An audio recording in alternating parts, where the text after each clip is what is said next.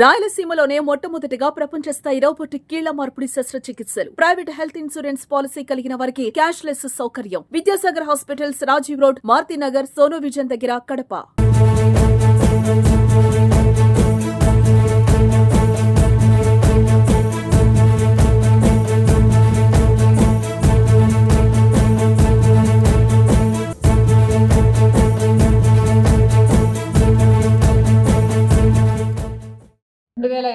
సంవత్సరం మహానాడు కార్యక్రమానికి మన కడప జిల్లాని ఆతిథ్యం ఇచ్చే విధంగా చంద్రబాబు నాయుడు గారు ఆదేశించడం జరిగింది.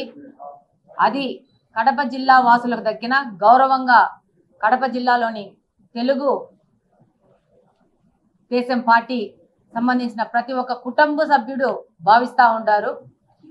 ఈరోజు కడపలో ఈ యొక్క మహానాడు కార్యక్రమం ఏర్పాటు చేయడం, అలాగనే ఈ మహానాడు కార్యక్రమంలో 27వ తేదీ సంస్థాగత సమస్యల గురించి, అభివృద్ధి గురించి, అలాగనే 28వ తేదీ ప్రజలకు ఏ విధంగా ఇంకా మంచి పరిపాలన అందించాలా, ప్రజా సంక్షేమం ఎలా ముందుకు తీసుకుపోవాలా, అలాగనే రాష్ట్ర అభివృద్ధికి ఏ విధమైన కార్యక్రమాలు చేయాలని చెప్పి ప్రతినిధులు చర్చిస్తారు. అలాగనే 29వ తేదీ బహిరంగ సభ, పెద్ద బహిరంగ సభ ఏర్పాటు చేయడం జరిగింది. దానికి కడప జిల్లా, ఉమ్మడి కడప జిల్లా నుంచి పెద్ద ఎత్తున తెలుగుదేశం కుటుంబ సభ్యులు, అలాగనే సాధారణ పౌరులు కూడా పెద్ద ఎత్తున ఈ యొక్క సభకు హాజరవుతారు.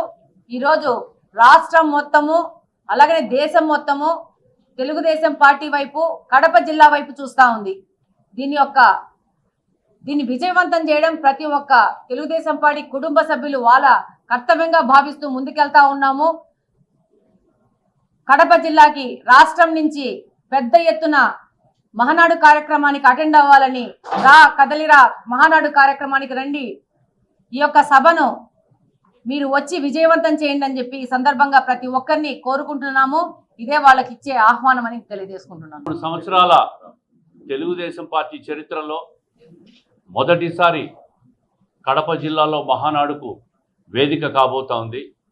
కీర్తిశేషులు ఎన్టీ రామారావు గారి జన్మదినాన్ని పురస్కరించుకొని ఈ నెల 27, 28, 29 3 రోజులుగా మహానాడు పండుగ ఒక అద్భుత దృశ్యానికి ఆవిష్కరణ కాబోతాం.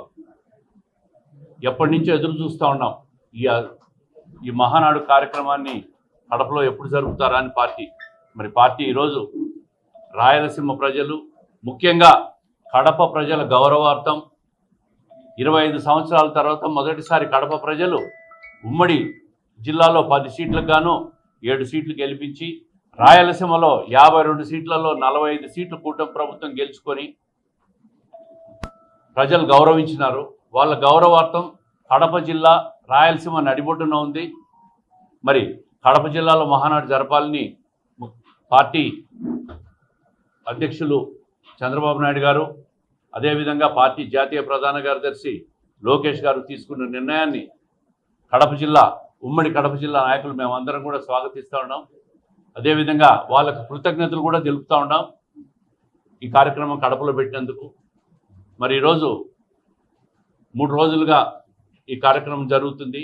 ఏర్పాట్లన్నీ కూడా పబ్బాపురం గ్రామంలో మీరందరూ కూడా గత 15 రోజుల నుంచి ఏర్పాట్లన్నీ కూడా మీరే పరిశీలించినారు. ఘనంగా జరుగుతూ ఉన్నాయి.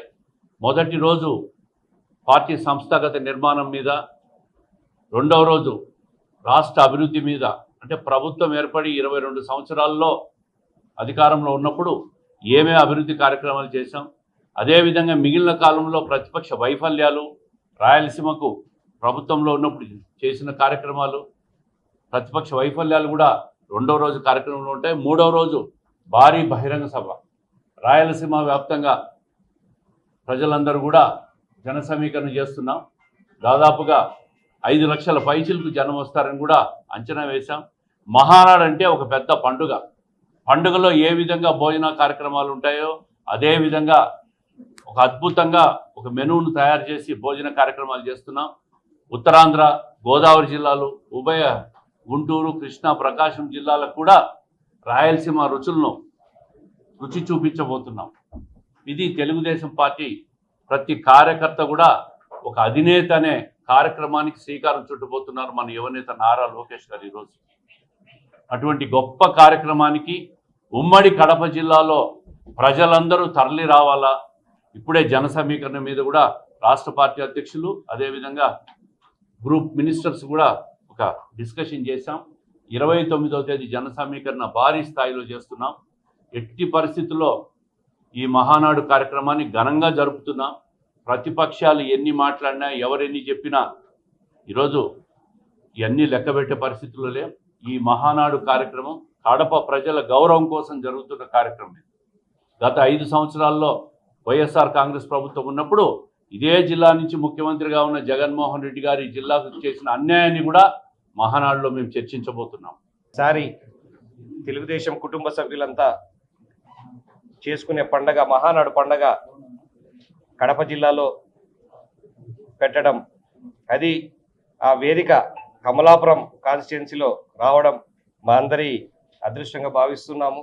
ఎందుకనంటే ఇక్కడ తెలుగుదేశం పార్టీకి ఉన్న బలం, కార్యకర్తలు ఎప్పటి నుంచో వెయిట్ చూస్తున్నారు. ప్రతి చోటికి వెళ్తున్నారు కానీ ఇప్పుడు ఎక్కడ పెట్టలేదని ఇప్పుడు అనుకుంటా ఉంటారు. కాబట్టి ఈసారి రాయలసీమలో కడప జిల్లాలో పెట్టడం, ఇక్కడ అనగదొక్కుతున్నారు తెలుగుదేశం కార్యకర్తలు అనే వాదనను పోగొట్టి తెలుగుదేశం కార్యకర్తలు ఎక్కడున్నా బలంగానే ఉంటారని చూపించుకోవడానికి మా అందరికీ ఇది ఒక మంచి అవకాశం లాగా మా కార్యకర్తలందరూ కూడా భావిస్తూ ఉన్నారు. అటువంటి కార్యక్రమాన్ని కడపలో పెట్టినందుకు ముందుగా మా ముఖ్యమంత్రి వారికి, జాతీయ అధ్యక్షులకి నారా చంద్రబాబు నాయుడు గారికి మరియు లోకేష్ గారికి ఇద్దరికి ధన్యవాదాలు తెలియజేస్తా ఉన్నాం. సంస్కరణలు తీసుకునే విధంగా ప్రతిసారి మహానాడు జరుగుతుంది. ఈసారి కొంచెం ప్రత్యేకంగా స్వర్ణాంధ్రప్రదేశ్ దిశగా సంస్కరణలు తీసుకోవడానికి ఈ మహానాడు వేదిక కాబోతా ఉంది.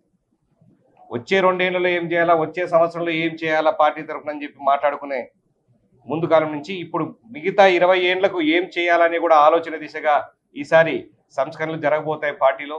ఆ దిశగా నడిచేదానికి సిద్ధమవుతుంది. అది వేదిక కడప జిల్లా కావడం మనందరి అదృష్టం అని కూడా మేము తెలియజేసుకుంటా ఉన్నాం. ఈ సభని ప్రతి ఒక్కరూ కార్యకర్తలు రాలేని వాళ్ళందరికీ కూడా మేము ట్రాన్స్పోర్టేషన్ సౌకర్యం కూడా చేపిస్తాం. ప్రతి ఊర్లో ప్రతి నాయకుడు కూడా అందరూ రావాలనుకున్న వాళ్ళందరూ కూడా తరలి రండి. ప్రతి ఒక్కరికి కూడా ఇక్కడికి తీసుకొచ్చే సౌకర్యాలు మేము కల్పిస్తాం. కాబట్టి ఈ అందరూ వచ్చి ఈ సభను జయప్రదం చేయవలసిందిగా ప్రతి ఒక్కరిని కోరుకుంటా ఉన్నాను. Thank you.